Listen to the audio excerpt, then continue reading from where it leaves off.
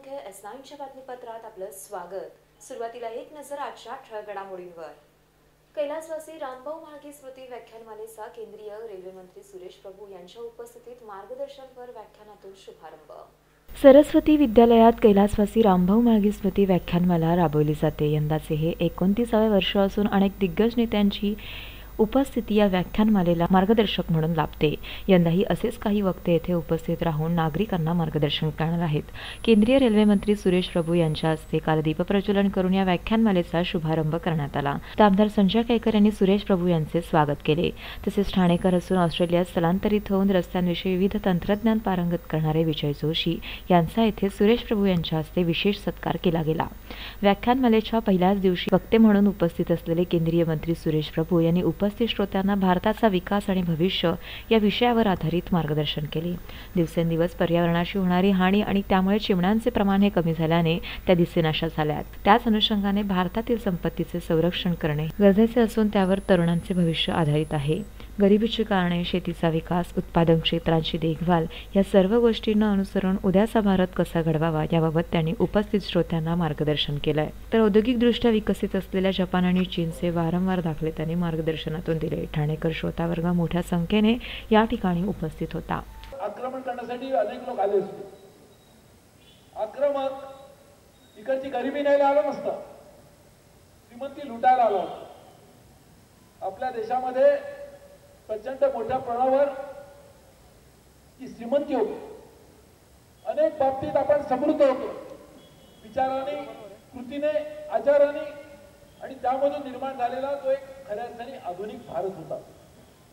Sarika Salunkhe, S9 news, Thane. Dhokali येथील mini stadium बंद असून विजेच्या बिलात वाढ, तर स्थानिक नगरसेवक संजय भोयर यांनी लवकरात लवकर पालिका प्रशासनाकडे याबाबत पाठपुरावा करून नागरिकांकरिता खुले करण्याचे दिले आश्वासन। ठाणे महानगरपालिकेच्या वतीने ढोकाळी येथे मिनी स्टेडियम उभारण्यात आले। या मिनी स्टेडियमचा मान्यवरांच्या उपस्थितीत उद्घाटन सोहळाही केला गेला। मात्र अंतर्गत अपुरे कामकाज आणि साहित्याचा तुटवडा यामुळे हे मिनी स्टेडियम उद्घाटन होऊनही 6 ते 8 महिने उलटले तरी अद्याप बंद अशा अवस्थेत आहे। एवढेच नव्हे तर हे स्टेडियम बंद असून याचे विजेचे बिल थकबाकीमुळे चक्क 9 लाखांपर्यंत पोहोचले आहे। एकीकडे ठाणे महानगरपालिकेकडे क्रीडा धोरणाचा अभाव असल्याचे उघडकीस आल्यानंतर ते बनवले गेले। तसेच दादोजी कोंडोसारख्या भव्य स्टेडियमची निगा राखण्यास देखील पालिका प्रशासन अयशस्वी ठरत आहे। त्यातच आता हे मिनी स्टेडियमच्या अपुऱ्या अशा सुविधांमुळे ते बंद असल्याचे दिसून आलंय। एकंदरच ठाणे महानगरपालिका क्रीडा क्षेत्राकडे जाणून दुर्लक्ष करीत आहे का असा प्रश्न सध्या उपस्थित राहतोय। तर स्थानिक नगरसेवक संजय भोईर यांना या स्टेडियमबाबत विचारणा केली असता पालिका प्रशासनाकडे याबाबत पाठपुरावा करून लवकरात लवकर हे मिनी स्टेडियम नागरिकांसाठी, क्रीडाप्रेमींसाठी खुले करू असं आश्वासनही त्यांनी दिलंय। Sarika Salunkhe, S9 news, Thane. उच्च न्यायालयाने आता बेकायदा धर्मस्थळांवर कारवाई करण्याचे आदेश धाडले आहेत। बेकायदा बांधकामांचे सत्र हे सर्वत्रच वाढत असतानाच 5 मे 2011 रोजी शासकीय निर्णय काढून बेकायदा धार्मिक स्थळांवर कारवाईचा निर्णय घेतला होता। 29 सप्टेंबर 2009 नंतर उभारण्यात आलेल्या धार्मिक स्थळांवर कारवाईच्या निर्णयाची तातडीने अंमलबजावणी करीत कारवाईचे आदेश उच्च न्यायालयाने मुंबई महानगरपालिकेला दिले आहेत। जी बेकायदा धार्मिक स्थळे जुनी असून त्यांना व्यापक लोकमान्यता आहे, तसेच ज्याच्याविषयी पोलीस अहवाल आणि नियोजन प्राधिकरणाचे अभिप्राय नियमित करण्यास अनुकूल आहे, अशांचा नियमित करण्याच्या यादीमध्ये समावेश असेल। तर जी बेकायदा धार्मिक स्थळे कायदा आणि सुव्यवस्थेच्या कारणांमुळे किंवा वाहतुकीस अडथळा ठरत असल्यामुळे तसेच विकास आराखडा यांसारख्या इतर काही विशिष्ट कारणांमुळे त्यांचे नियमितकरण शक्य नाही, अशा बेकायदा धार्मिक स्थळांचा कारवाई करण्याबाबतच्या श्रेणीमध्ये समावेश करण्याचं त्यांनी म्हटलंय। S9 news, Mumbai.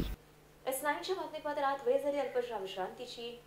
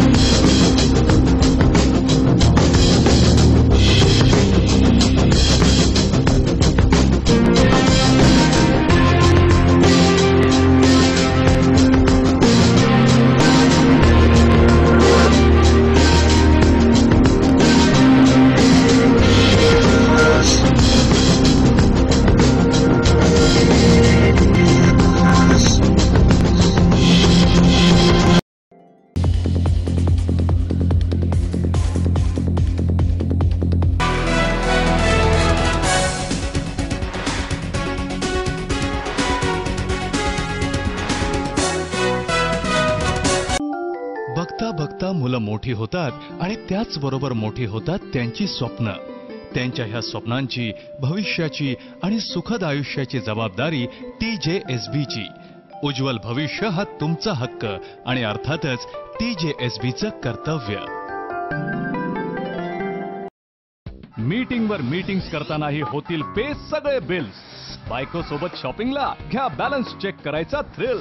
मित्रांबरोबर पार्टी करताना घ्या फंड ट्रान्सफरचा फील. किचन मधूनही करेल आई तिचा मोबाईल रिफिल. सर्व काही होईल शक्य जर असेल हाती TJSB मोबाईल बँकिंग. मीटिंगवर मीटिंग्स करतानाही होतील पे सगळे बिल्स. बायको सोबत शॉपिंगला घ्या बॅलन्स चेक करायचा थ्रिल. मित्रांबरोबर पार्टी करताना घ्या फंड ट्रान्सफरचा फील. किचन मधूनही करेल आई तिचा मोबाईल रिफिल. सर्व काही होईल शक्य जर असेल हाती TJSB मोबाईल बँकिंग. ठाणे महानगरपालिका हद्दीत घर घेताय का? मग ते अनधिकृत तर नाही ना, याची खातरजमा करा. अनधिकृत घर घेणं हा विकणाऱ्यासोबत विकत घेणारा देखील तितकाच दोषी असतो. तेव्हा घराची डोळस खरेदी करा. आपली कुठे फसवणूक तर होत नाही ना, यासाठी ठाणे महानगरपालिका मुख्यालयातील 4थ्या मजल्यावरील बांधकाम विभागात घराचा सर्वे नंबर, टिक्का नंबर याची खातरजमा करा. घराचं स्वप्न अवश्य करूया साकार, पण अनधिकृत घराचा नका करू कधीही विचार. अधिकृत घर म्हणजे उद्याची देखील निश्चिंती. अनधिकृत घराचे दार म्हणजे डोक्यावर कधीही तोडण्याची टांगती तलवार. जगणं तुमचं होऊ दे सुरेल गाणं. स्वच्छ, सुंदर आणि अधिकृत घरांचं हसरं ठाणं.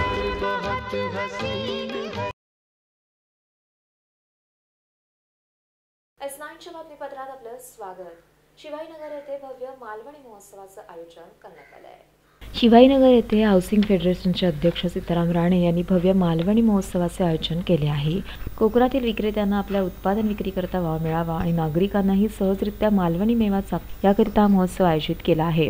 महोत्सवाच्या स्थळी मध्यभागी कापडी असे आकर्षक मंदिर बनवून त्यामध्ये श्री गणेशाची स्थापना केली आहे. तर लोणची, मसाले, पिठी, खारवलेले मासे, कोकम, शोभेच्या वस्तू, गेम्स यांसारखे विविध स्टॉल्स येथे उभारण्यात आले आहेत. तसेच कोंबडी वडे, तळलेले मासे, मटण वडे यांसारखे खाद्यपदार्थ महोत्सवाचे विशेष आकर्षण ठरत आहेत. तर या महोत्सवाची माहिती सीताराम राणे यांनी S9शी बोलताना दिली. शिक्षण मंत्री तावडे साहेब, सहकार मंत्री चंद्रकांत पाटील, त्याचप्रमाणे पर्यटन मंत्री राम पाटील, राम शिंदे इत्यादी सर्व जवळजवळ 7 मंत्री या कार्यक्रमाला भेट देणार आहेत. केंद्रीय रेल्वे मंत्री सुरेश प्रभू सुद्धा या कार्यक्रमाला आज भेट देणार आहेत. फिल्म जगतातले सयाजी शिंदे या कार्यक्रमाला भेट देणार आहेत.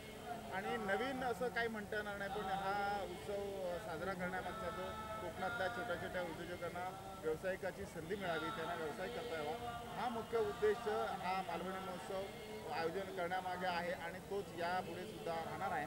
आणि चांगल्या प्रकारे उलाढाल या मालवणी महोत्सवाच्या माध्यमातून कोकणातल्या छोट्या छोट्या उत्पादकांना मिळते. Sarika Salunkhe, S9 news Thane. S9च्या बातमीपत्राला इथेच थांबू. तोपर्यंत नमस्कार.